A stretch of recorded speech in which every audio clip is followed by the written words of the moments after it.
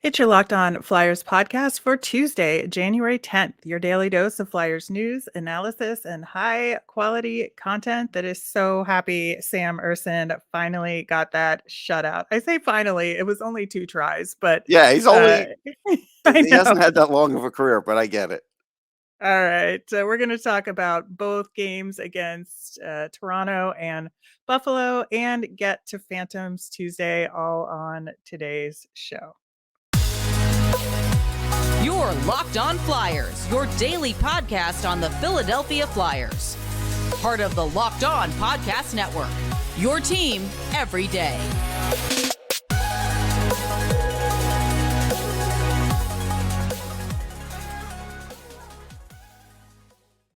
Hey there, I am Rachel Donner. You can find me on Twitter at rmiriam. I'm here, as always, with Russ Cohen, who is on Twitter at Sportsology. Thanks for making us your first listen every day. You can follow the show on Twitter and Instagram at Locked On Flyers. That is where you'll keep up to date with our episodes, Flyers news, and ask us mailbag questions. You can email us at lockedonflyers@gmail, comment over on YouTube, or send us a tweet. We will be having a mailbag tomorrow, so get those questions in. Locked On Flyers is free and available on Apple Podcasts, Spotify, Odyssey, wherever you get your podcasts. So subscribe. You'll get all of our episodes here on the Locked On Podcast Network. Plus, we're over on YouTube, so subscribe there as well. Before we dig into those Flyers back-to-back games and the Phantoms, one of the big things that bubbled to the surface over the last couple of days were rumors surrounding Ivan Provorov. It came up on the 32 Thoughts podcast with Elliot Friedman, and that there is just kind of rumblings out there that he is going to get traded. What's your take on the situation? Well, we heard rumblings last year, so obviously, they were correct. I think we've talked about it on another show where I was like, Provorov looks like he's trying to do too much offensively here, and I kind of would like Cam York to get some of that. Well, Provorov doesn't want to give that up. He wants more offensive work. He wants more top power play time. And so this is the struggle. Now, I see it two ways. The first way is, hey, you got 3 more years here. I'll try and accommodate your trade. If I can't make it, you got 3 more years here. That could end up being the smartest route. While that may not happen, and fans may not like the sound of that because they're always like wanting to trade a player who's, disgruntled, being a little bit of a diva, whatever. Sometimes you can't do it to the detriment of your team. The second part is, so you trade Ivan Provorov, and let's say you get, two nice pieces for him. He averages 24 minutes a game for his career. Yeah, How are you filling that's those minutes? How you hope to fill those minutes, even if you get, let's say, another second pairing, third pairing guy, who is going to now take over those minutes? And even if you think Ivan Provorov stinks, wait till you see the next person in that role. yeah, that's what the big worry is for me. And my thought being that you cannot even think about trading him until trade deadline at the earliest or in the off season if it's going to happen, because you need to replace those minutes. That's the big issue for me here, is that there is just nobody on this team who can step up in that kind of role right now. And you would have hoped maybe Travis Sanheim could do it, but he's I don't not think he there. can. Yeah. No, I don't think he can right now. I think he can play well in the fewer minutes that he has, but I don't think he can play 23, 24 minutes a game for this team. I don't think Ristolainen can do it. Cam York is not ready. And it's interesting you mentioned like the offensive balance on that pairing, because I think that Torts specifically being vocal about wanting to get Cam York more active offensively. I mean, is that, a coded message to Ivan Yes, Provorov to it step is. back? And if so, like, I think that not only does that cause problems for Provorov, but it causes problems for Cam York in trying to create an effective pairing there. Well, again, this is why I laughed when John Tortorella says he never has trouble with any players, and they always point out, look at all these players that love him. Yeah, but then you have to Mhm. also look at all these situations that occur because you have a coach that wants it a certain way. The other thing is, I think John Tortorella's answer to this is we'll play without him. We'll have better team defense. We'll be okay. And my That's problem not is, true. I That's know, just not true. but that's, but that in his head, that's what he will say. And my problem with this is, I don't think you could replace the role in the next 2 years. That would be 3 years into John Tortorella's term. He'd have 1 year left to try and make the playoffs and and see if he's going to hang around or see if you even want him to hang around. It just doesn't seem like the timing is going to match up for all this unless you get a quality young defenseman who another team thinks they can give up because they're going to win a championship this year. And that's hard to find that kind of trade partner. So, if I'm the GM, I'm like, yeah, we appreciate you giving the trade request. We'll look into it. And that's it. Shut the door in my office and, keep going on with the day because again, you don't have to trade him. Yeah, it's almost like they could have drafted David Jiricek, Well, I but, mean, that's another show because I this is know. twice now Listen, I that the know. Flyers could have drafted exactly what they needed with a couple of players that we're not going to mention right now. But again, yes. All right. I also would say that, to your point, if they're going to trade him, like it needs to be for picks and prospects. It can't be like a hockey trade No. because it that just doesn't help what the Flyers are going to need to do in their not rebuild right now. Yes. All right. Well, switching over to some more positive news, let's talk about Sam Ersson because, man, in the intro I said finally, and that was because the previous game where he was so close and, the other team scored in the last minute. But I think this was a really interesting couple of games back to back, and not just because Sam Ersson got that shutout, but he got key saves, and he didn't have to make. It wasn't like a UC Saro 64 save game, right? It was 28 saves, right, which is pretty, slightly lower than average number of saves, but they were key saves when the Flyers Yeah. had breakdowns, and I Yeah, there think were a that lot of was key saves. yeah, that's what the important part to me was, And is the that second period, he had to make a lot of big stops. yeah, yeah, and that it wasn't like the entire game wasn't on his shoulders No. at all, but he made the key saves he has to, and he was really calm about it. That was the thing that I appreciated about that performance. Yeah, and he really has a calming effect in the net. And right now, while even John Tortorella acknowledged it's a small sample size, and it is, he looks good, and that's good. Look, we both thought a year ago he's probably the best of the two goalies between him and Felix Sandstrom, and he's proving that he just wasn't healthy. So it's hard to prove that argument when a guy's not healthy. And I wrote about it on sportsology.com at least 2 years ago that I liked Ersson that much, especially when he won the trophy in camp. I reposted Yeah. that picture yesterday because I really, took to the guy. All that said, I'm still playing Carter Hart next game. Oh, I, yeah. I Of want course. him to sit and watch on the bench how the Capitals are with Backstrom, with Ovechkin. I want him to watch that. You say, of course, I can't tell you for sure Carter Hart's playing next game. I can't tell you that Well, definitively the way Torts ran with Ersson last time when he won. He might just do it again. So I don't think it's a fait accompli that Carter Hart starts next game. I mean, I think you're right in terms of that being the smarter thing to do with it being a home and home with the Caps. Sit Erson for the first one and then put him in for the second one. I think that's exactly what you have to do there. Like you said, not sure if that'll happen. I do want to say that I really loved the bounce back in the game against Hmm. Buffalo after the dreadful performance defensively against Toronto, because I think they did some things right against Toronto, but that's the difference between, an elite team that you're playing against, that maybe you do a lot of the right things and you're still going to lose the game like that because they're that good.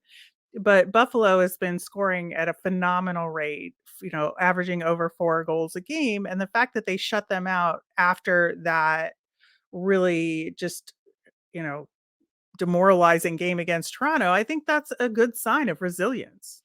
It's a good sign of resilience. The team defense was good. Morgan Frost and Noah Cates had great games defensively.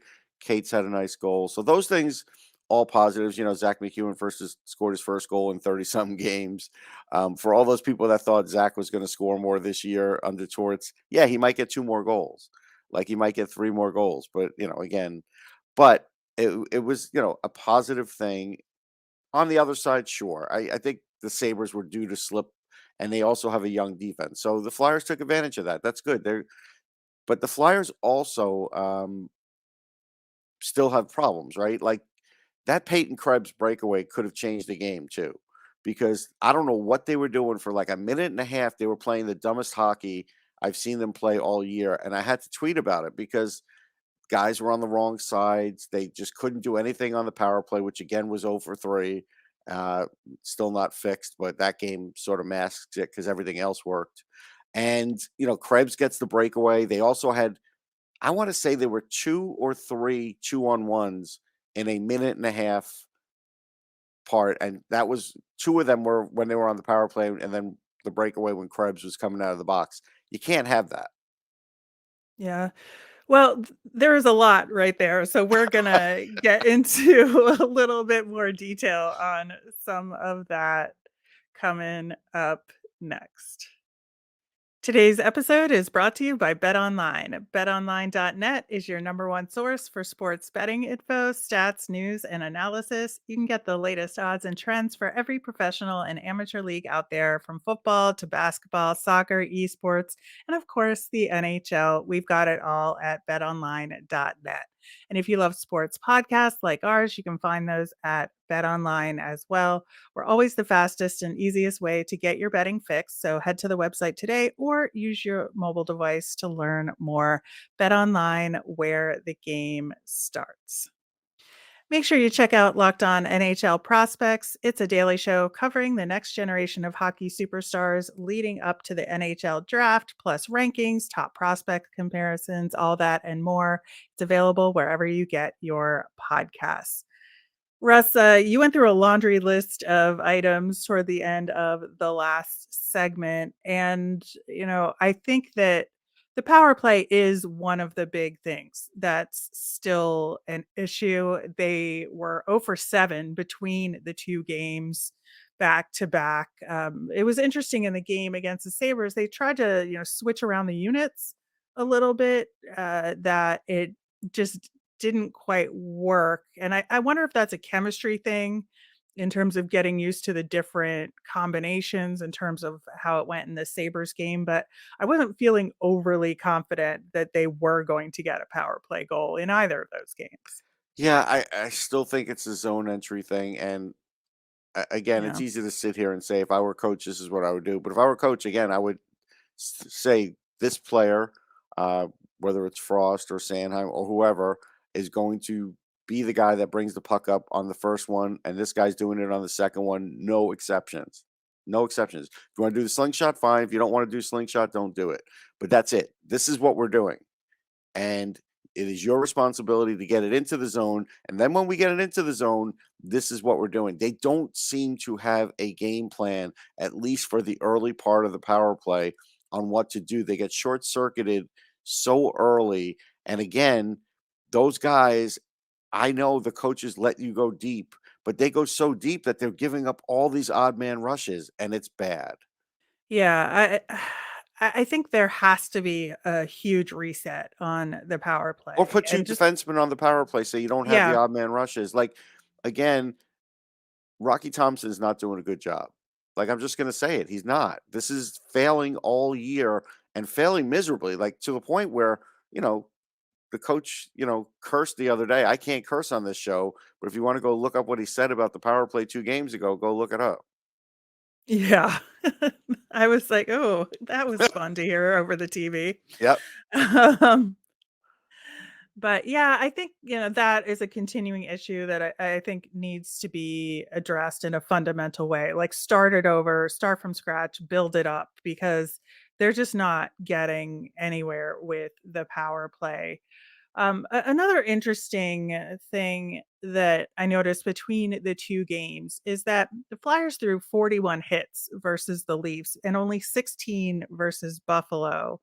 And, with two, theoretically offensive powered teams in terms of how they're playing right now. And, shutting out Buffalo and giving up 6 versus the Leafs, you have to wonder, like, how effective was that strategy versus the Leafs? Not at all.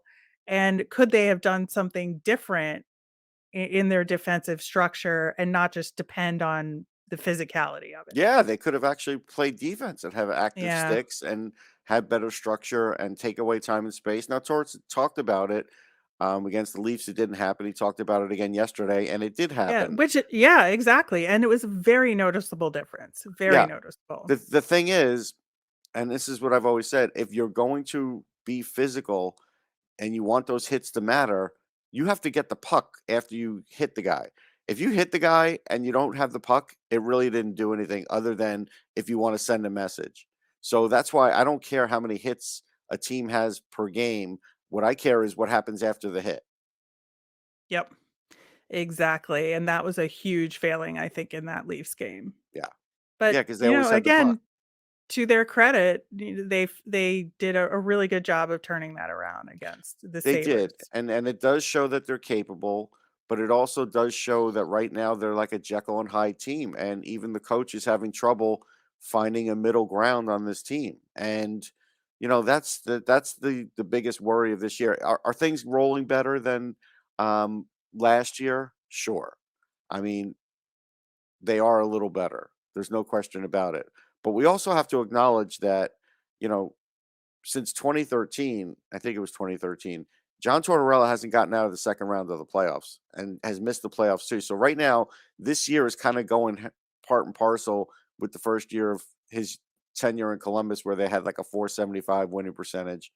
No, actually, I think it was a 500 winning percentage. And right now, the Flyers are at like a 475, and they could get to 500. It's possible. So if my basic point that I'm making here is, I hope it doesn't follow the same script, because Columbus and Columbus's fans were happy because they never made the playoffs and they were happy to be there. This fan base is not going to be happy to be there. Very different. And if they keep getting knocked out in the first round, it's not going to be a fun ride. So this is where, the GM or whoever the GM is going to be has to really build something here, because you can't just be a team that's happy to make the playoffs, get knocked out of the first round, go to the second round, get eliminated. You have to hope that you're built for something better than that. So we're not seeing that yet.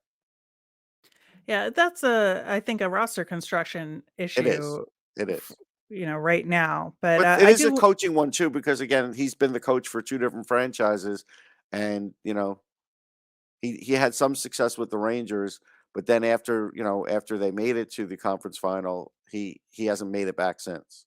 Well, I think with everything that's going on behind the scenes and management and, what Chuck Fletcher has put together, I think you really have to wait another year before you can kind of evaluate on that front. Two other points I want to make sure we get to. I think that, Torts does talk about getting the defense more engaged offensively, and he wants that from certain guys. And I think that that was kind of a weakness of these couple of games, where Travis Sanheim had an assist versus Buffalo, but that was it on points from the defenseman between those two games. And, they were playing well defensively, which I guess is the more important thing in the grand scheme of things. But I think if you're going to get more options off the rush and, get set up down there, you're going to have to engage the defenseman a little bit more offensively. But then also on the positive side of things, Travis Konechny, his scoring streak came to an end, but he got 2 assists versus the Sabres. So he's continuing to be really effective and having a phenomenal season.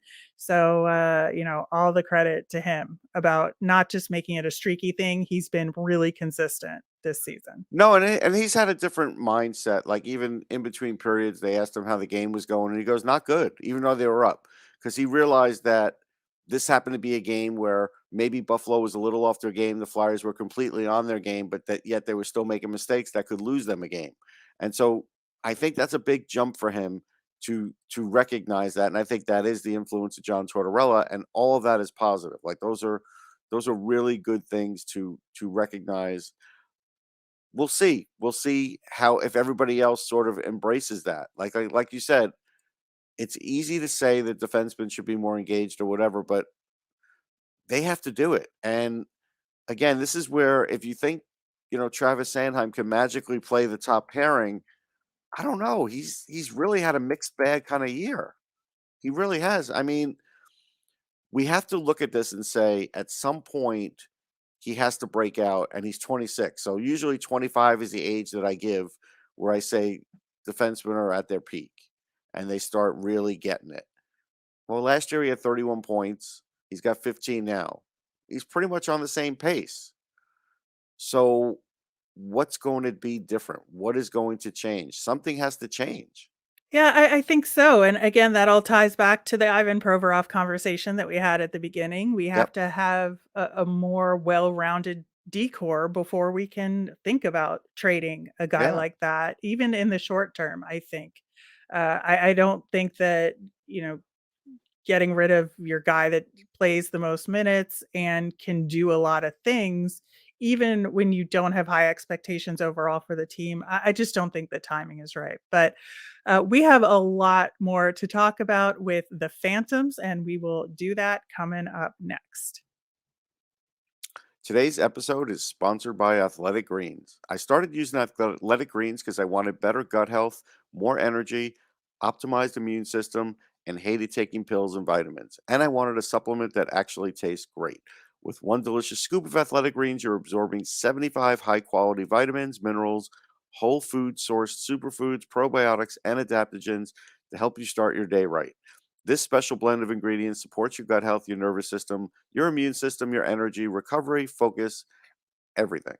It costs you less than $3 a day. You're investing in your health, and it's cheaper than your cold brew habit. It's lifestyle friendly whether you eat keto, paleo, vegan, dairy-free, or gluten-free. Athletic Greens contains less than 1 gram of sugar, no GMOs, no nasty chemicals or artificial anything, while still tasting good. Right now, it's time to reclaim your health and arm your immune system with convenient daily nutrition. It's just one scoop in a cup of water every day. That's it. No need for a million different pills and supplements to look out for your health. To make it easy, Athletic Greens is going to give you a free 1 year supply of immune supporting vitamin D and 5 free travel packs with your first purchase. All you have to do is visit athleticgreens.com/NHL network. Again, that's athleticgreens.com/NHL network to take ownership over your health and pick up the ultimate daily nutritional insurance. All right, getting to our Phantoms Tuesday. They had an okay week this past week. There was only 2 games. They won against Rochester, and they lost in a shootout to the Marlies. So they did come away with a point in that one, but they had the lead a couple of times. That was a bonkers game with a lot of goals going back and forth. It was like 4-4 at the end of the second, and then like no goals were scored in the Yeah. third period. It was a very weird game, but I think that it didn't give them a lot of time, a lot of opportunity to move up in the standings per se. They're still in 7th, but are 5th in the points percentage because they have 2 games in hand on the 2 teams right above them in the standings, one of which is Bridgeport, which is interesting because Bridgeport is in a free fall right now Yeah. and can't like put anything together. And the Phantoms are playing Bridgeport twice this week. So I think it should be a good opportunity for them to rack up points. But in the meantime, we have like a really interesting situation developing in Lehigh Valley because we got Bobby Brink back, which is great to see him actually playing in games. He got a goal in his first game back, but he played only on Friday. He did not play Right. on Saturday, and the reason for that is they're having a crowded roster issue right now. Is that Is it really the reason? I mean, they could say that they may be wanting to bring in Brink kind of slowly too, because it's No, I know. But yeah, that's just part of it. But I think that they do have a crowded roster issue Hmm. regardless. They do. So sitting him to bring him back slowly is an easy decision to make as part of that process. But I think that, it's limiting guys' ability to get opportunities to prove themselves. And so you have Zayd Wisdom scratched, you have Isaac Radcliffe scratched, you have Hayden Hodgson scratched. Now he was hurt a little bit, but he still had the ability to come back. And so it's kind of like between Anisimov and then Lixell going back down, it's just crowding some guys out. And it makes for a lot more inconsistency in the lines and getting chemistry together. So I think it's just from a development and from a, trying to win some games perspective, it could be causing them some issues.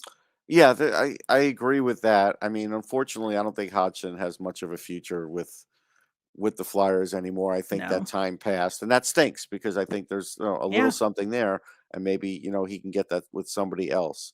So I think that's a part of it. I also think that Zayd Wisdom needs to play every game. Like he has sort of lost that little bit that he had in the bubble. Now I get it with the bubble, that year was a compromised year for the AHL, but he needs to sort of pick it back up. And he is not a guy that's going to do well by sitting out games.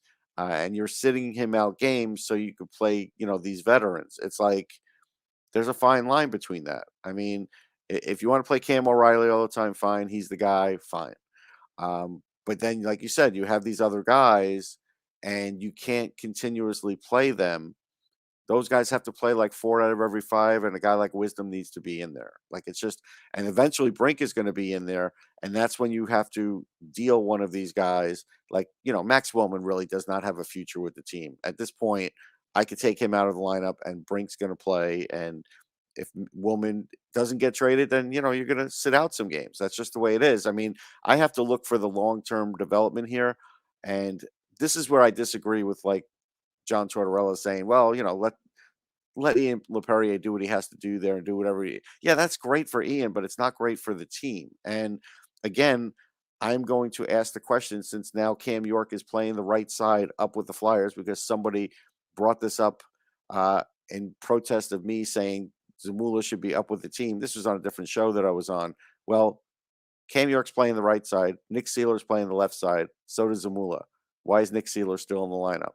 Why isn't Zamula? I mean, Zamula could be playing right now with the Flyers. Why isn't he? Well, I think he's been a little inconsistent with the Phantoms, and that's Okay. why. Yeah, I think that his play has been good in a lot of stretches, but he's still making some mistakes. Yeah, but And don't you think he I plays think, better when he's up with the big club? He's one well, of that those was the guys. second half of my Oh, I'm sentence. sorry. I'm sorry. So I think that he does play better at the NHL level than he does, or he can at least rise to the occasion when he needs to. And he's still going to make a couple of mistakes here and there, but I think he just likes the structure that Torts has put together a little bit better. And but unfortunately, Torts just didn't see that from him in the way that we would have hoped to keep him up there, right? But I also think again that's a crowded roster issue. Like, what do you do with Nick Seeler? So I think that Torts would not want to put him on waivers. It's a whole issue. So Yeah, of course he wouldn't want to, but it would be the best thing for the team and the development. sure, And this is what's going to block some development. That's all that I'm pointing out here. And it yeah. does affect the Phantoms and what they can do. As an example, why is Louis Belpedio playing top pairing? Like, what in the world does that matter? Well, I think that's part of pairing a quote unquote real prospect with an AHL player strategy that he's got going. I don't know that that's the right strategy, but I'm saying that's what it looks like it's been for most of the time, except for the third pairing. Yeah, I think Zamula's got enough in his game that we're at the point in his, AHL career where that doesn't have to happen. And I would rather see Roddy Addard getting those minutes instead of Belpedio. It doesn't make sense to me. It's like Belpedio isn't going to be here in a year. If he is, then you really have a bad franchise. I mean, that's just the Yeah. way it is. Again, this is where I think it would be nice if the organization had a cohesive plan because I'm trying to get these other guys ready. Why in the world? How am I getting Ronnie Addard ready by playing second pairing? He's at some point he's Well, going to be has to be a top pairing guy in Lehigh if he's going to be an everyday guy in the NHL. Like he has to experience this. I do think that is a valid point. Again, I just think it's a part of the crowded roster situation that they Okay. have going on there again, which is not a good thing. I'm just saying that's the explanation Yeah, for because I it mean right Isaac now. Radcliffe is falling off the cliff now as far as Yeah, being exactly. in the as a viable prospect for this franchise. He's falling off a cliff. I do again want to talk about some positive Yes, things here, bring on the Russ. positive. That's fine. Tyson Foerster got back on the score sheet. I thought he had a really solid weekend. Again, I talked last week about Anisimov and Ollie Lixel playing well together. Yeah. That proved to be the case. Anisimov got 2 goals in that Marlies game, and Lixel was a huge part of that. The two of them played really well. But again, Forster got back on the scoreboard on Friday. He played really well on Saturday. He had an assist plus a shot off the post, another great chance in the game on the rush. And, Ali Lixel had a goal and 2 assists on Saturday versus Toronto. So, again, I think that line is a really good combination in terms of helping Lixel and Forster get going a little bit more. So that was a really good thing that came out of this weekend. We also saw Felix Sandstrom in net for both games, getting his conditioning stint. And I thought he was solid. I wouldn't say phenomenal. Obviously, that Marlies game, was a little bit nutso, and I wouldn't put it all on him. No, and they're a Uh, really good team too. They are. yeah. Yeah. So, 24 saves on 26 shots on Friday, 24 saves on 28 shots on Saturday. I think he needs a little bit more of a warm up, but I think he's headed in the right direction. It'll be interesting to see when they have to bring him back up what they will decide to do. Oh, you're so cute. You think they're bringing him back up? They're not bringing him back up. Torts is decided. Well, they're going to have to put him through waivers. That's the decision. They may, that's where it's going to get tricky. But I don't think they're bringing him back up. Well, that is, I think, something to be determined probably next week. Yes. But It's just, I'd like to have better answers, but you could sort of see the writing on the wall. yeah, man, it's going to be interesting if they put Felix Sandstrom on waivers. I know. What could happen there? I agree. All right, that will do it for today's show. We will be back again tomorrow. We're going to talk about that home and home against the Caps. We've got a mailbag coming up, so get those questions in via Twitter at Locked On Flyers. You can email us at lockedonflyers@gmail.com, or you can comment over on YouTube. I'm Rachel. I'm on Twitter at rmiriam. That's RMIRIAM. I'm Russ. I'm at Sportsology, SPORTSOLOGY. Thanks for making Locked On Flyers your first listen today. For your next listen, check out Locked On NHL Prospects. They cover the next generation of hockey superstars leading up to the draft, available wherever you get your podcasts. Have a great day, everyone.